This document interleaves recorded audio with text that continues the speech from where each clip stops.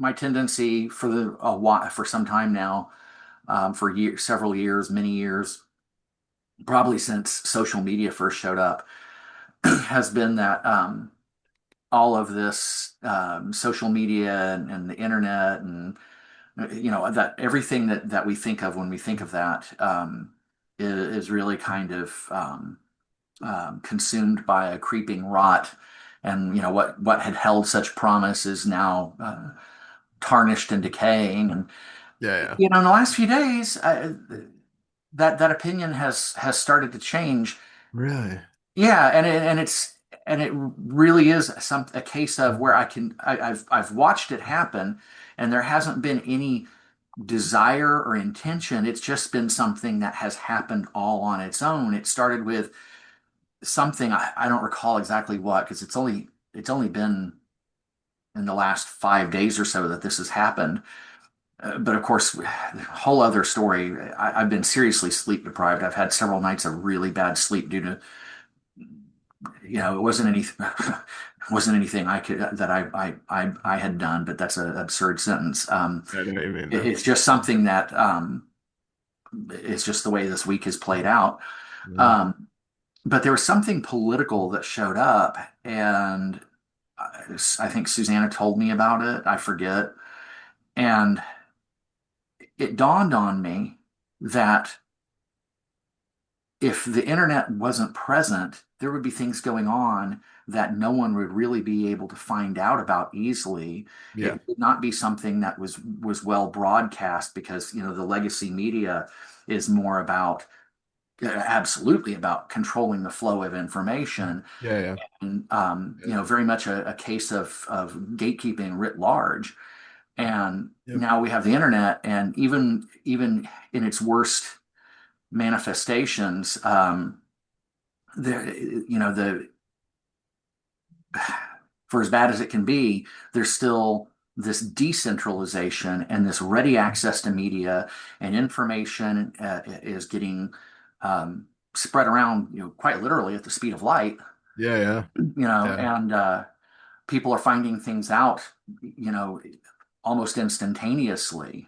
Something happens in the morning before the morning is even halfway through. Millions upon millions of people Yeah. know about it, Yeah, and there's absolutely. nothing. They've been trying to find a way to clamp down the internet since, I guess it was the early 2000s. I remember when they handed over the control of the FCC to, I forget his name. He was an Indian guy, East Indian guy, and everyone was sure that was going to be the end of the internet Mhm. as we knew it. And even if there's some truth to that, a lot of truth to that, they haven't been able to do anything about the decentralized aspect Yeah. of the spread of information. Yeah, that's As true. Terrence McKenna said, information's loose on planet three. Yeah. Yeah, it's absolutely true. Only issue with that is that there's also no way to clamp down on misinformation and Right. disinformation. And so it just becomes that double-edged sword where it's wonderful that we have so much access to stuff, but we also, as a species, don't seem to be good with discriminating between, what's actually true and what just feels it creates that sense of like fear or outrage or disgust or whatever that we thrive on, and then just immediately take it on because it, coincides with some pre-held belief that I have or some worldview that I want to see maintained or whatever. And Well, it's it's yeah. interesting you should say that, because that's exactly what happened in my case. Was there was a pre-existing or an already existing pre-existing. I hear George Carlin. How can something exist before it exists? Um, It's funny. but so there's this already held belief, this idea that was already there about the internet, and a fairly cynical and pessimistic one, and on its own, just because of the flow of things, Yeah. um, something happened, and that began to shift and change. And I still recognize that there's um, all the things you said, Mhm. basically. All the things you said are true, no argument. Um, but I'll take the bad with the good because, at least for right now, and it has been this way for some time, that in spite of all of the swill and garbage Yeah. that comes pouring out of the monitor or out of your device when looking at the internet, there's still a tremendous amount of positive stuff that happens as a result of it. And Absolutely. you Yeah. know, I, you really can't separate them. So I just Mhm. recognize that there's all of this bleh. Yeah. And, be that as it may, there's still a tremendous amount of good, and it makes it makes it really hard for those who want to try to control things, those with their hands on the reins of power. Yep. It makes it, very difficult. It's sometimes even impossible for them to do what they want to do. Yeah. So, I agree with that. and more there's this. There are two things, that I, you know, I've mentioned a lot over the time that we've talked about recovery, and of Yeah. course, because it's so central to the way my life has developed, including it has everything to do with why you and I are even talking right now. Yeah. Um, but I'm way more than a recovering, or actually, I say in my case, recovered alcoholic. Mhm. Um, I am a recovering pessimist and cynic and misanthrope. Yeah. And so the inclination is to either, very much again to bring up Carlin's name. George Carlin said in his last, in the last 10 years or so of his life that, um, or maybe even longer than that, but there was a period of time towards, the end of his life where he said that he was just divorced from all of this. Mhm. It wasn't anger. It wasn't anything of that sort. It was just he was divorced from it. It's like, I don't care. I don't want. I'm watching. It's interesting to watch what the species does, but I'm Mhm. not invested in it. And Yeah. so Yeah. I'm more and more. I find myself either I'm not invested in it. It's like, go ahead, knock yourselves out. Yep. Um, Go ahead, blow yourselves up. Whatever you want to do. I'm just Mhm. watching. Yeah. Or there's this move towards optimism. That's right. And it might even be defined as a radical optimism because it's an optimism that maybe a lot of people would think is kind of nuts in the face of things. Like, don't care. Yeah. Don't care. That's the view I'm taking because it's a much nicer view than the alternative. It's true. It's true. I mean, ultimately, wow. Pessimism and optimism are both just inherently derived, from the mind imagining what the future might hold and then deciding which of those you want to lock into. Yeah. Neither one has any more basis in reality than the other. But I think for some of us, pessimism feels more uh, ironically safe because it's like you can't be Hmm. hurt if you already expect the worst. If you're Yeah. optimistic, you can be let down if things don't go your way. But if you're inherently pessimistic, you've already braced yourself for the worst things can be. And then it's like, oh, well, from then I can only be positively surprised. Like maybe my worst fears don't come to fruition. So yeah, okay, I guess things worked out better than expected. Yay. But still, I'm going to expect everything is going to be shit from now on anyhow. So it's like having that, but it just comes from what your baseline comfort level is with imagining the future and with dealing with imagination in general. I mean, Hmm. if we were really truly just present here now without any of that, pessimism and optimism don't even exist. That That's has to true. be a concept that we're invoking because of some idea that something could be other than it is right now. And it has, just so many other layers of interwoven storylines and things that have to come through with it. But I get your point that, for uh in general, I think if we like really believe our pessimism, it sends us potentially down very, dark spirals of depression and nihilism and meaninglessness and all that stuff that can kind of come along with that. Well, it plays a central role in why I began to see drinking as an option back in what was that, 2001? Yeah. I mean, it had. I mean, there were a couple of other things, but it was one of the two or three primary reasons why that happened. Whereas before, I rarely even touched alcohol. Um, Ironic how it can also become a self-fulfilling prophecy in that way, isn't it? how so? Well, you have the sense of pessimism that everything's going to go bad, and so then you start just numbing Oh, yourself, and then your yeah, life somehow gets worse. It's funny how that happens. yeah. Yeah. But what you said is a really good point, and I had never considered that pessimism and Optimism. pessimism and optimism don't really exist without an eye for the future, Yeah. eye towards the future. Yeah. And I think that's where the more neutral or detached sense shows up, is that most of the time I'm not thinking of or have any sense of what's Mhm. going on except Yeah. for the present and what might be coming in the next few minutes or so. Yeah. Uh, Yeah. and I don't know how that works. I mean, I know that it has everything to do with that peculiar shift in my sense of time. Fall before last. But it's curious how it takes somebody saying something to me about a given something in order to draw my mind towards something further down the line. Yeah. Um, but optimism. It seems to me, well, maybe not. I was thinking it doesn't necessarily mean that um, to be optimistic or pessimistic, you have to be giving a whole lot of thought to the future.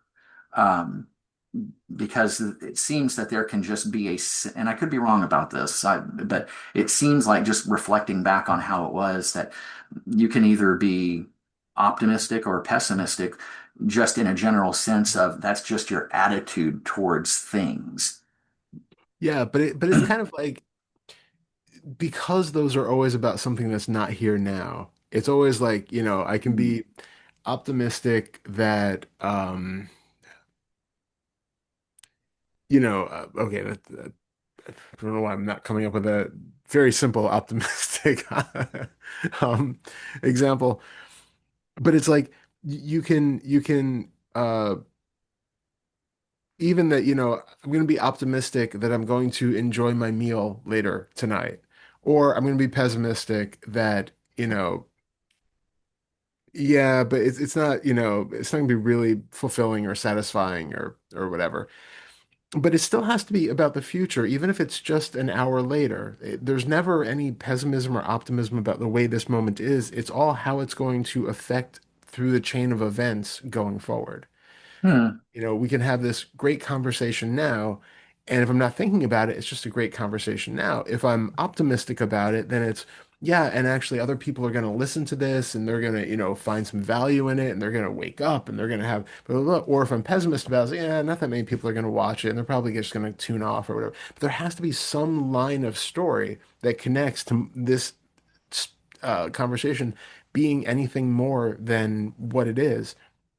And I think it's what you say is correct that people do tend to have kind of a default position that they have, been conditioned into. And so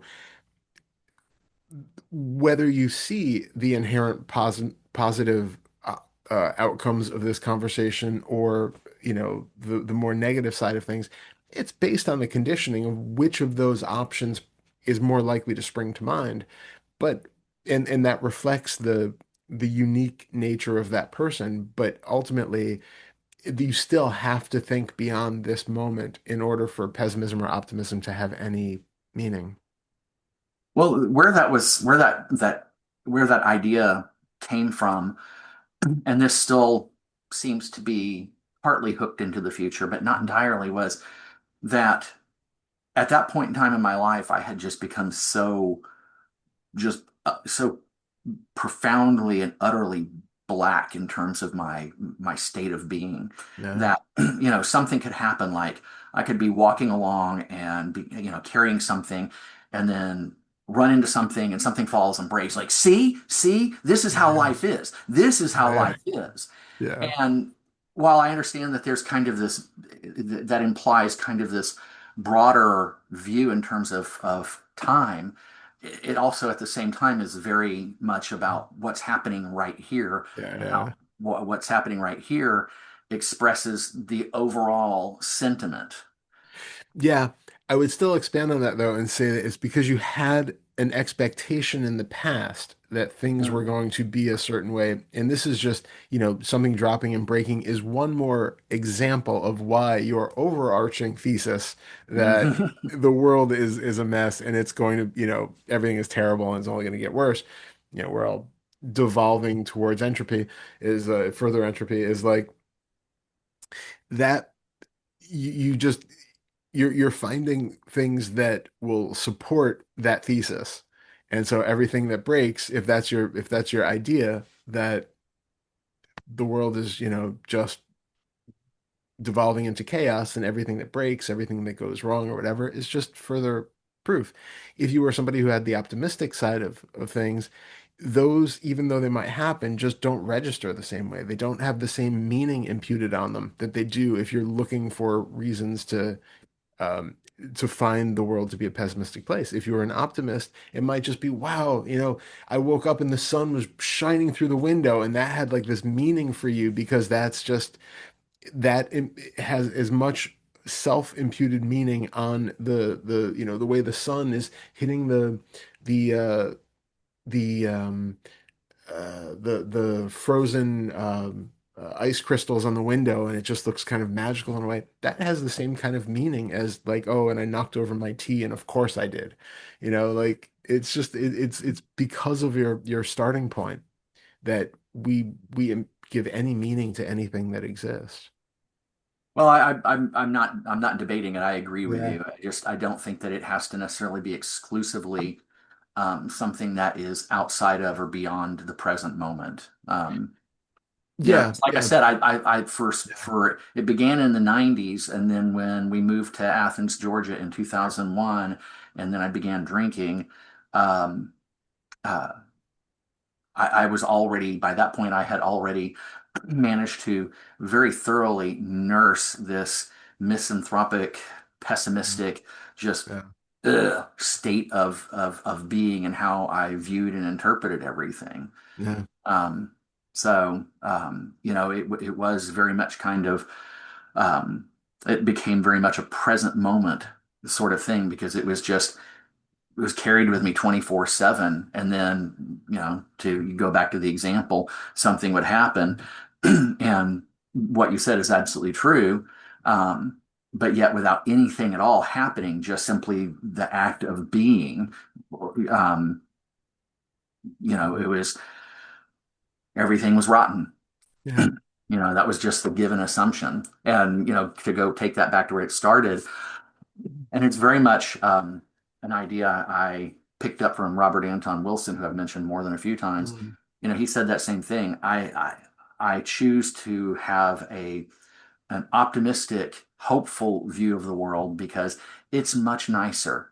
Yeah. It feels much better, and it Yep. does. And the thing I said out loud to myself one day in 2014 when it began in earnest, the whole spiritual search.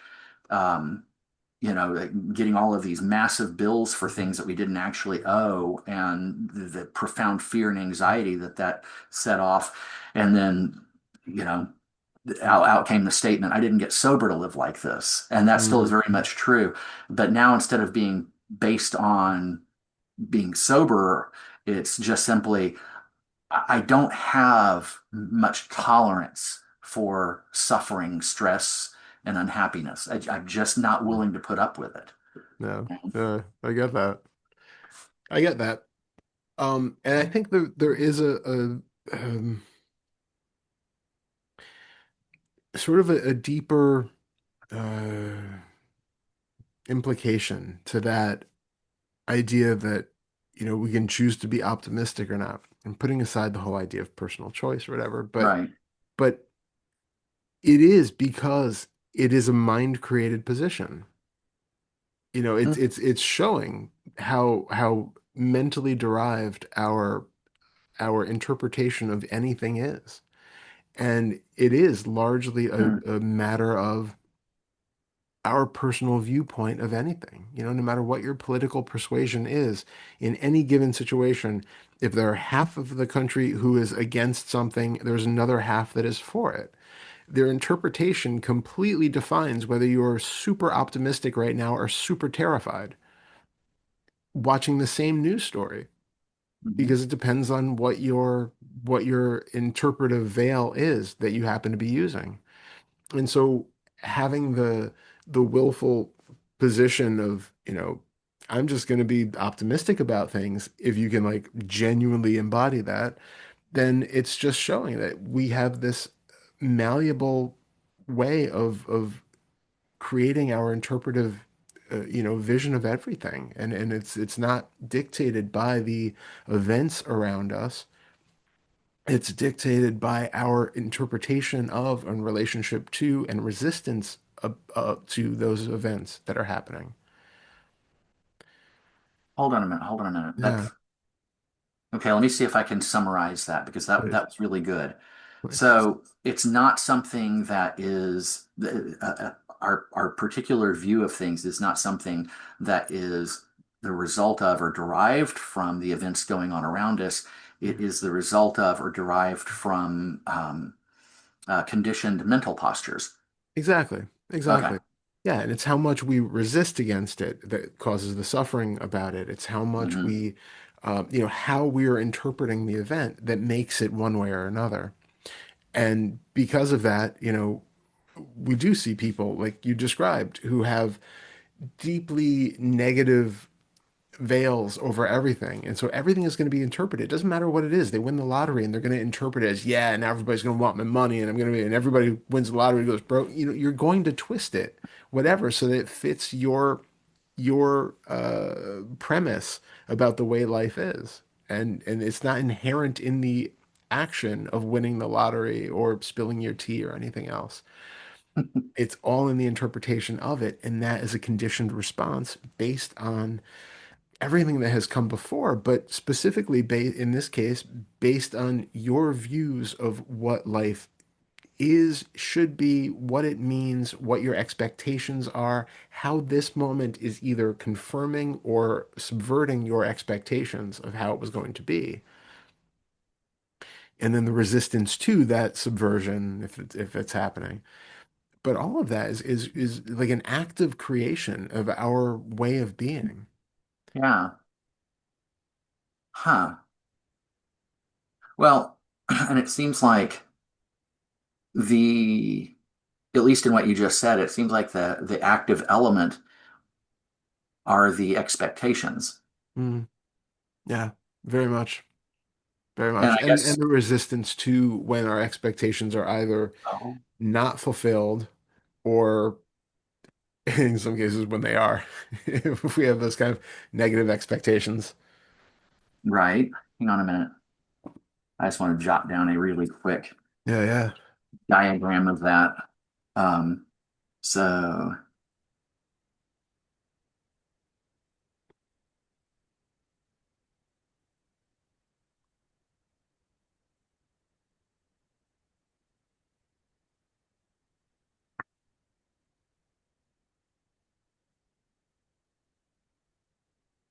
okay. It's funny. It's one of those things that, yeah, it's kind of obvious when you say it out loud, but until you said it out loud, it never really was something that was clear that they're the expectations and then the resistance to when things don't go the way when they don't conform to our expectations. Yeah, yeah. And also, if you, like I said, if you have that like negative, pessimistic attitude, there's an expectation that things are going to go bad, but that's usually not really what you want, right? Like when you had that, see there, I told you, life is like this. Uh, You don't really want life to be like that. That is mhm, itself a posture of resistance to life not being as good as you would like for it to be. And so you mhm. put yourself in this kind of negative posture that's a perpetual state of resistance against life. Then anything happens that again goes against what you would prefer happening, that's just reinforcing against that. And so it's a protective strategy because again, you can't get hurt if you already expect for things to be terrible all the time. You can't be disappointed. You always expect the worst. The Then you're just getting reinforced that, okay, of course, the world is as bad as I thought. But there's can be that like subtle, still a little bit of that subtle resistance because life, when you have that, you know, you're expecting that life is like 100% bleak, 100% negative, and nothing can be 100% anything. So there are times when life will go your way, and you are Mhm. then either in resistance to the fact that this good thing happened and that, subverts my primary thesis that the world is always terrible, or you completely, fail to acknowledge it or accept it, or it just doesn't make its way into your tallying. And even when something bad does happen or something that you don't want does happen, even though you're getting that little jolt of like, haha, I was right. See, I told you so. That's a defense because you really would like for it to have gone differently. You really Huh. didn't want to drop the glass and break it. You really didn't want, whoever to leave you or whatever it was.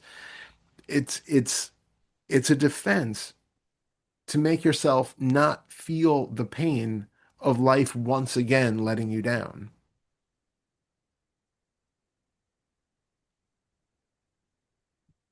Okay. Um,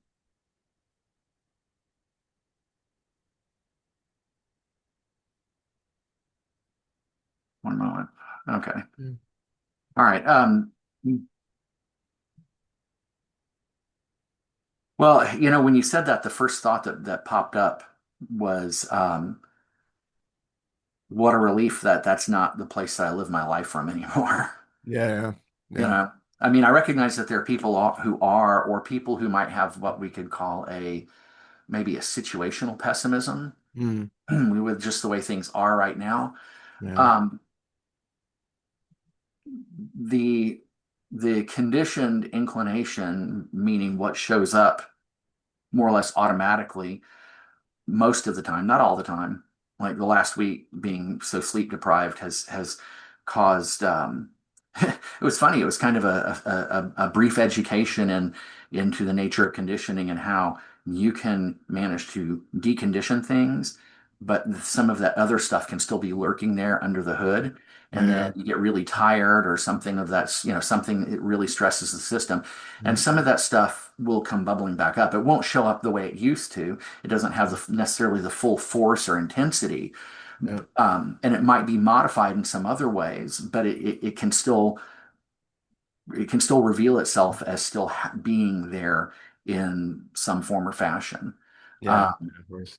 but what happens most of the time, just off the cuff, is this sense of things are right now, they're like this, but there's this feeling that this is actually a necessary process that leads to change for the better. Yeah, yeah, And it's not something that was willful where, okay, I'm going to think this. It's just in the process of retraining the mind to be more hopeful and optimistic and to give up the pessimism and the misanthropy and all of this, that's just what has appeared on its own. And it's also based on some experience because it seems like time and time again over the course of my life, the things that seemed really awful have almost always been a doorway to something better. yeah, yeah, So yeah, that's a lot of why that shows up that way. yeah. So I think it's probably not too heavy-handed to say that most pessimists are just traumatized optimists.